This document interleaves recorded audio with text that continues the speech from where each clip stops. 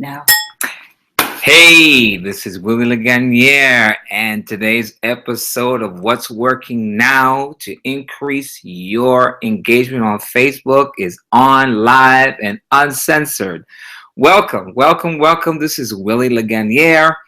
My ride or die partner is actually here, but she will not be here in a few minutes, so I'm gonna allow her to just stick her neck in and say, "Hey, hello, how you doing? Happy Valentine's Day. Yes, happy Valentine's Day. Enjoy Happy your Black day. Love Day. Happy Love Day. If you don't do the Valentine's thing, whatever you do to celebrate this occasion, make sure you sprinkle it throughout the year. Absolutely. My husband has some good stuff for you today, so enjoy, and I will see you next week. All right. All right. Bye-bye. Bye-bye. Anyway, I am here in Facebook engagement. What is this thing? What is this thing we call Facebook engagement? I am actually, forgive me, I need to set myself to a timer so I can be disciplined for the time allotted for this, and I don't want to bore you. But anyway, here we go. What is Facebook engagement? Listen, too many of marketers, and some of them are seasoned, have looked at social media, in particular Facebook, as this big vortex of people just congregating, and they're ripe for your opportunity. Now, you can't be so far away from the truth. That is an outright lie. There's nobody looking for your opportunity on Facebook. And engagement is critical to helping you grow your business. So, do I sound like I'm contradicting myself? Maybe, but hold on. I'm going to clear this up for you right this minute. Yes, there's a lot of people on Facebook, billions worldwide. It's the number one social media on the planet. And we can get that. I'm getting a call, but I shall not take that because I'm committed to you. Here's the deal. People go on Facebook to get information about other people, not other things. Let's be clear. All right. When you go on Facebook, are you looking for a milkshake? Are you looking for to lose 5 pounds? Are you looking for a vacation? Are you looking to really learn anything of substance? No, you're looking to engage in hyperbole of what people are doing. Stuff that's going to make you laugh. Let's face it, Facebook has become another means of let me forget what I'm currently dealing with and feast off of somebody else's misery. However, if you have learned any type of discipline, or a better term is other ways to market, other ways to get people to understand exactly what you're doing and how you can help them solve their problems, that's where engagement comes in. Because at the end of the day, people don't care about what you say, people don't care about what you do, but people do care about how you make them feel. And if you can get somebody to move from the bench out into the field with you, then you have done a tremendous job, and thus you will grow your business. But before you even get into all of that, you've got to clear your mind. Because even though you're not interacting with people on a physical basis or even video basis on Facebook Live, that is, you are engaging people because people are communicating via the typing. And even that, people have trepidations on. People don't do engagement because they don't want to deal with the responses that they might get. A no is a no, no matter what form it comes in. If people say no to you face to face, if people say no to you over the phone, if people say no to you via email, if they say no to you via Facebook or any other social media, if you're not prepared, if you're not thick skin, if you have not cultivated the wherewithal to do what you need to do for your business, it's going to impact you and send you to the closet with your thumb in your mouth like, nah, nah, nah, nah, I just got hurt. I'm scared. This business is not for me. All of that stuff that we tell ourselves when we are resisting the opportunity to grow. So what I'm going to do in the time that I have with you is I'm going to share with you three powerful books that I have. They're great books. I love them, but I also have a whole slew of others. And depending on the way you like to roll, there's even others out there that you might read. You may not necessarily read what I'm going to share with you, but hopefully what I will share with you from each will jar you to take action and find your own source, your own resource to help you stay in this game. Because in the end, whatever sacrifices you make, it's worth it. It's worth it. It's worth it. It is worth it. Without further ado, let me get going. This book here is called Acts of Faith, and it's written by Iyanla Vanzant. I'm not sure if I pronounced that correctly, but Iyanla is Iyanla Vanzant. That's her last name. And she's put together this book called Acts of Faith, Daily Meditations. And on April 14th, yes, today's not April 14th, but she shares this passage here. This is an African proverb. It says, "You must act as if it's impossible to fail." Let me say that again. You must act as if it's impossible to fail. Now, here's the little passage that she connects to this. The truth is that we start from a position of success. No matter what happens, no matter what the appearance, we are always successful. The truth is that we have lessons to learn through our experiences. What appears as a failure is simply a stepping stone to realizing success. The truth is that we can do anything we focus our mind to do. What looks like failure teaches us what not to do, what does not work. It sends us back to the drawing board. It forces us to refocus and redo. All circumstances in the physical world are subject to change. The truth, however, is consistent. It never changes. The truth that is that, as long as we are breathing, we are one with God. God never fails. Our job is to act like we know it. Victory is the stuff I'm made for. Now, this is powerful stuff. I don't care where you are on the quote-unquote religious or faith spectrum. Everybody believes in something, even if by definition is nothing at all. The fact that you believe in nothing is something that you live and govern your life by. So one of the things that you have to incorporate in doing any type of business, but in particularly this business online, is you have to believe that you are destined to do something. You have to believe that your purpose will be magnified through your continued efforts, not the once in a blue moon kind of things, not by the when I feel like it. You have to get out there and do this thing. You have to get out in front of your failures in order for you to have a success. Just like politicians and business corporations out there, they get out in front of the issues that they're dealing with. A company has a massive oil leak somewhere.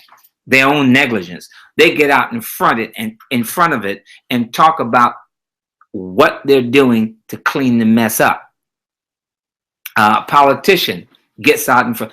Celebrities, they all try to do that. They hire people and pay them millions of dollars to coach them through that process. So you as the individual got to get out in front of your failures. The first step you got to take is to recognize that you have them or one.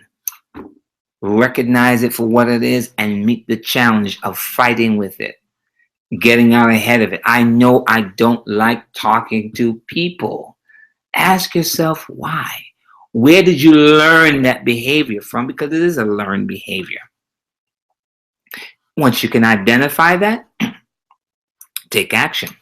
If you're having difficulties doing that, find somebody to coach you through it. A therapist, excuse me, or you can do a one of these workshops. One in particular that I highly recommend it because I think it's more accessible to all. Wherever you are in the world, there is a Landmark Education Corporation site there where you can just go on the internet, find your nearest address. You may have to drive a few miles, but nevertheless, you register, and you'll have awesome breakthroughs just by being open. Okay, you can't get through anything being closed-minded. My next book that I want to share with you is called The Art of Happiness by none other than Your Holiness the Dalai Lama. And this is pretty powerful stuff here. It reads as follows. The first premise is the first premise is that all diluted states of mind, all afflictive emotions and thoughts are essentially distorted, and that they are rooted in misperceiving the actual reality of the situation. No matter how powerful, deep down, these negative emotions have no valid foundation. They are based on ignorance. On the other hand, all positive emotions or states of mind, such as love, compassion, insight, and so on, have a solid basis. When the mind is experiencing these positive states, there is no distortion. In addition, these positive factors are grounded in reality. They can be verified by your own experience. There is a kind of grounding and rootedness in reason and understanding. This is not the case with afflictive emotions like anger and hatred. On top of that, all these positive states of the mind have quality that you can enhance their capacity and increase their potential to a limitless, I repeat, a limitless degree if you regularly practice them through training and constant familiarity. Those two words, constant and familiarity, are so essential to life. In fact, you and I are able to talk because we got familiar with language. We heard our parents, grandparents, siblings talk, and we engage in the practice of talking by mimicking what they say. The same thing with walking. You come out of the womb as a baby. Your bones are not solid. You start crawling, and then you take your first stand-up position, and you take your first step. And through constantly falling and crawling, you learn to walk to the point by the time you're one, you become a master at it. Is that not so? So again, I'm simplifying this not to say that life is easy and this work is easy. It is not, but it is simple. And there's a distinction between the two. What comes easy can leave easy. What is simple requires you to engage in steps to achieve the ultimate goal. I hope that makes sense. My third book is by none other than the late Napoleon Hill. And this book is called Outwitting the Devil. Out of all of these books, if I had to choose one to tell you it's a must read, this would be it. Now, of course, everything being relative, depending on where you are and so on and so forth in your life, it's important. It's really important to be open-minded. Because this particular book is a conversation that Napoleon Hill has with the devil himself. Now, is that an actuality? My logical guess is no. However, I do believe in his study before he decided to put pen and paper to this book. He studied, he's been exposed, and he was able to craft up this dialogue between the devil and himself. And let me just read to you an excerpt here. This is a question that he poses to the devil. He says, it seems you go out of your way to keep people from thinking. Let me read that again. It seems that you go out of your way to keep people from thinking. His response, meaning the devil, yes, accurate. Thought is deaf to me. I cannot exist in the minds of those who think accurately. I do not mind people thinking as long as they think in terms of fear, discouragement, hopelessness, destructiveness. When they begin to think in constructive terms of faith, courage, hope, and definiteness of purpose, they immediately become allies of my opposition and therefore lost to me. I don't think it gets any better than that. I really and truly don't. Every single time you decided that you wasn't going to do something is because you did too much thinking beforehand. Thinking, how am I going to get it done? Thinking, am I going to look right? Thinking, am I going to say it right? Thinking, can I afford it? Thinking, do I deserve it? Thinking, until you've taken so much time and energy inside of your mind scope, even your energy source, and you say, you know what? I don't think I should do this. And you stop. Sounds familiar? Meanwhile, had you had gone forward, the worst thing that could have happened to you is that you failed. And again, by definition, is what you make that mean. Because Albert Einstein, according to record, tried 1,000 different ways to come up with this formula to create this atom bomb.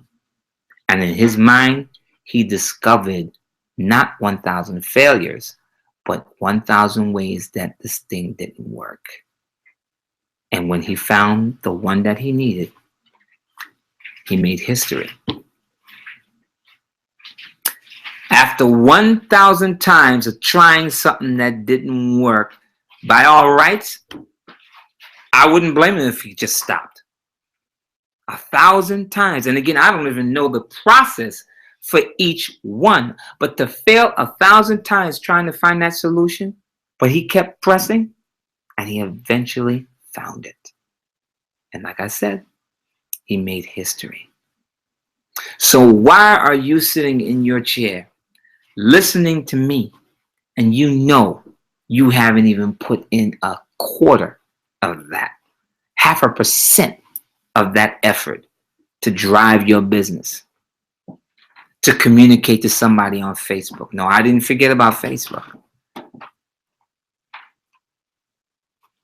This is it. This is it in a nutshell. It is so important that you recognize the power within. It's there. You just need only to work it, develop it, prune it, empower it, get it out into the open so that others can feel your energy.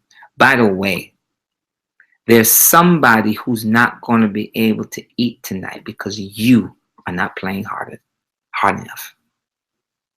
Yeah, well, how could I say that? Quite simple.